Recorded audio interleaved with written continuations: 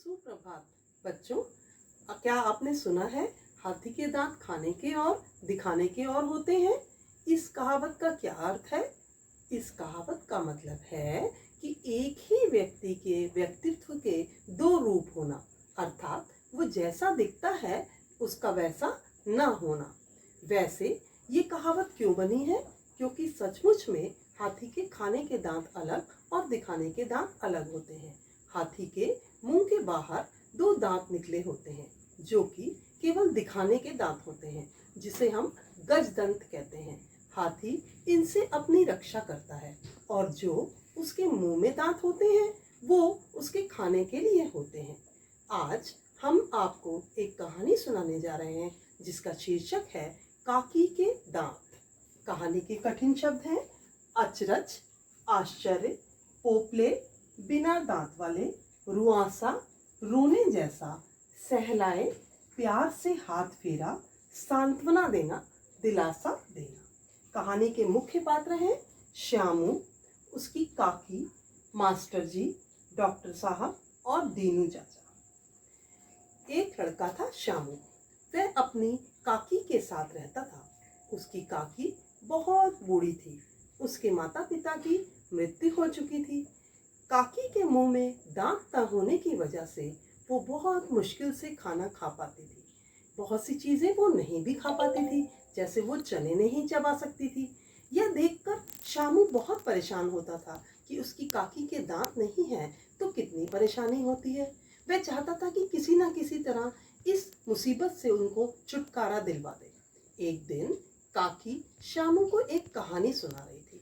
उसमें उसने उसको सुनाया कि कहानी के अंत में उसने सुनाया कि हाथी जो था उसने 2 शेरों को मार भगाया और वह 10 गन्ने चबा गया।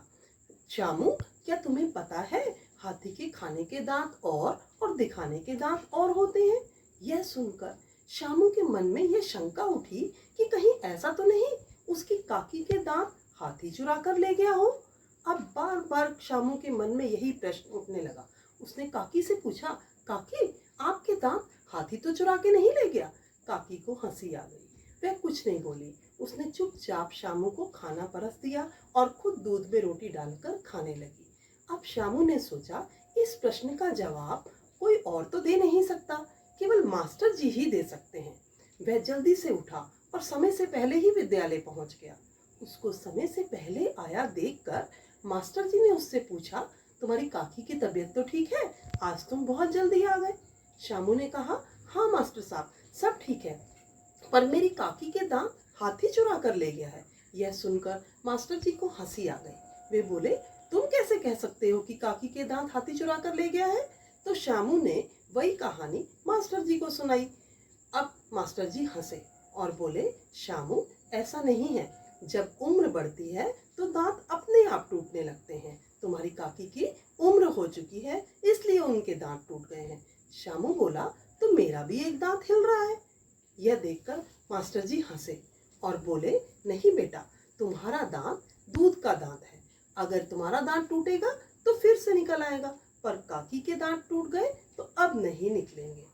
अगर तुम चाहते हो कि उनको इस मुसीबत से छुटकारा मिले तो उनके नकली दांत लगवा दो। यह सुनकर श्यामू को लगा, अरे ये कितनी तरह के दांत होते हैं? दूध के दांत, हाथी के दांत, काकी के दांत, नकली दांत। यह सोचते सोचते अचानक उसका जोर से हाथ अपने ही दांत पर लगा और उसका हिलता हुआ दांत टूटकर जमीन पर गिर गया।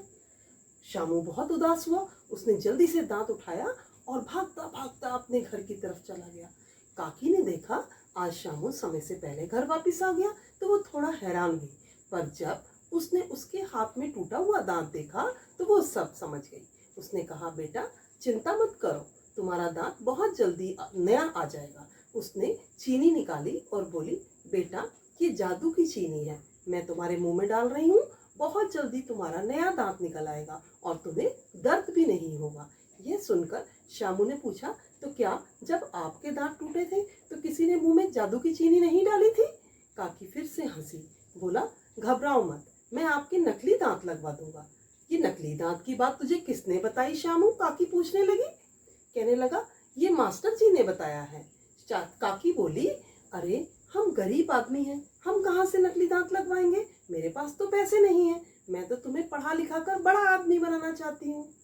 बड़ा आदमी का नाम सुनते ही शामू के मन में एक विचार आया कि जो डॉक्टर साहब हर हफ्ते गांव में आते हैं वो बहुत बड़े आदमी हैं, मैं जाकर उनसे नकली दांत की बात करता हूँ। शामू जैसे ही बाहर निकला वह सामने से आते हुए दीनू चाचा से टकरा गया। दीनू चाचा ने हाथ में आम का बोरा लिया हुआ था। वे थोड़ा संभले और बोले, अरे शामू, मैं तुम्हारे लिए आम लाया हूँ, तुम खुद भी खा लेना और अपनी काकी को भी खिला देना। शामू ने कहा, दीनू चाचा आप मेरे साथ चलिए। दीनू चाचा शामू के पीछे पीछे चल दिए। शामू जल्दी जल्दी कदमों से अस्पताल की ओर बढ़ रहा था। सामने ही डॉक्टर साहब खड़े थे। उसे देखते ही डॉक्टर साहब को काकी की चिंता होने लगी। उन्होंने पूछा, शामू तुम्हारी काकी तो ठीक है? शामू बोला, हाँ डॉक्टर साहब, काकी तो बिल्कुल ठीक है, लेकिन मैं आपके पास यह बताने आया हूँ कि मेरी काकी को खाने में बहुत परेशानी होती है। वह चने भी नहीं खा सकती, वह ठीक से खाना भी नहीं खा सकती। क्या आप उनके नकली दांत लगा सकते हैं? इसीलिए मैं आपके लिए आम का बोरा लाया हूँ। डॉक्टर साहब हंसे। उन्होंने एक बार आम के बोरे की तरफ देखा, फिर उन्होंने प्यार से शामू के सिर पर हाथ फेरा। शामू जल्दी से वापस मुड़ा और दौड़कर घर चला गया और जाकर उसने काकी से कहा, काकी जल्दी अस्पताल चलो। काकी बोली, सुबह सुबह अस्पताल? कहने लगा, मेरे पीछे पीछे आओ बस। वो काकी का हाथ पकड़ के जल्दी जल्दी उनको अस्पताल के पास लाया। डॉक्टर साहब बाहर ही खड़े थे। काकी अंदर गई और डॉक्टर साहब ने उनके नकली दांत लगा दिए। अब जब काकी बाहर आई तो वह बहुत खुश दिखाई दे रही थी। उसने शामू का हाथ बड़े प्यार से पकड़ा हुआ था। शामू ने हाथ छुड़ाया और ध्यान से काकी की तरफ देखा और कहता है, काकी आपके ये दांत खाने के हैं या दिखाने के? काकी हंसी पर कुछ नहीं बोली।